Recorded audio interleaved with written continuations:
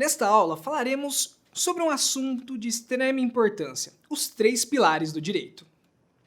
Pilares são o eixo de sustentação de toda e qualquer construção grandiosa. O direito necessita de pilares fortes e estáveis para que se mantenha de pé e funcionando. Para deixar mais simples, eu explicarei cada um deles, a fim de que você molde o seu raciocínio, no qual, sem algum deles, o direito corre sérios riscos de desabar. Bom, vamos lá. O primeiro pilar, a lei. A lei, em sentido amplo, é um princípio, um preceito, uma norma criada para estabelecer as regras que devem ser seguidas e é um ordenamento. Em uma sociedade, a função das leis é controlar os comportamentos e ações dos indivíduos, de acordo com os princípios daquela sociedade. Por exemplo, segundo os princípios da nossa sociedade, matar é algo reprovável. Logo, existe uma lei dizendo que matar é errado e possui consequências se você fizer isso. As leis moldam deveres e direitos de uma sociedade. As leis elas são criadas pelo poder legislativo, sendo deputados ou os vereadores, que em tese emanou da vontade do povo, pois eles são representados por eles, os deputados, que são eleitos através do voto, mas isso é assunto para outra aula.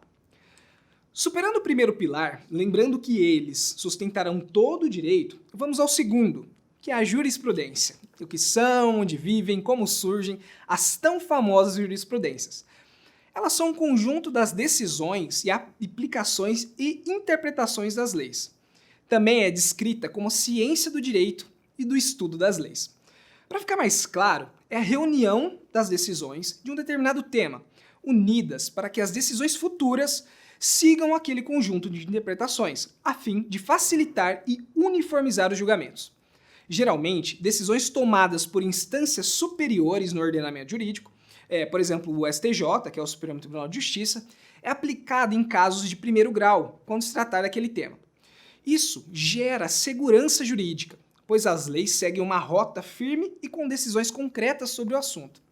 Porém, podem ser alteradas conforme as tradições e novas interpretações surjam, o que é normal em qualquer sociedade em desenvolvimento.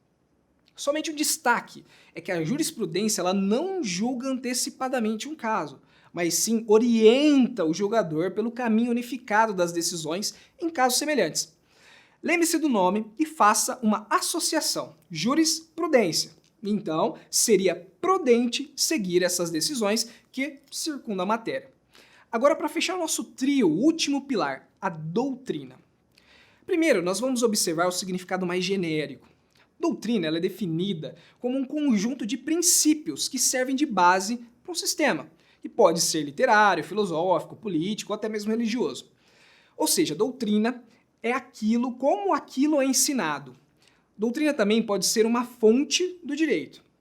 Mais especificamente, a doutrina no âmbito jurídico trata-se de um conjunto de princípios, ideias, ensinamentos de autores e juristas que, nesse caso, servem de base para o direito e que influenciam e fundamentam as decisões judiciais.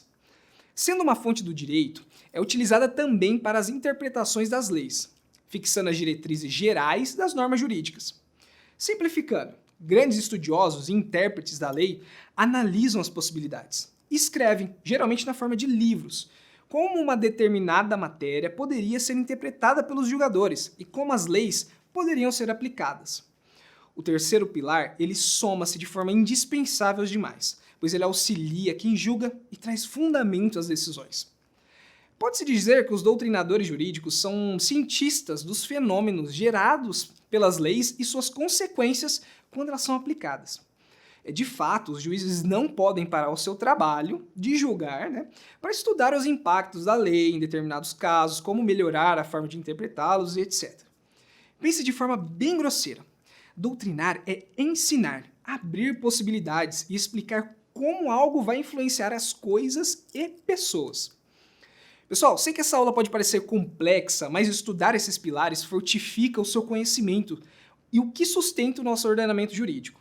E quando vocês se depararem com essas expressões, saberão que sem elas o direito pode desabar.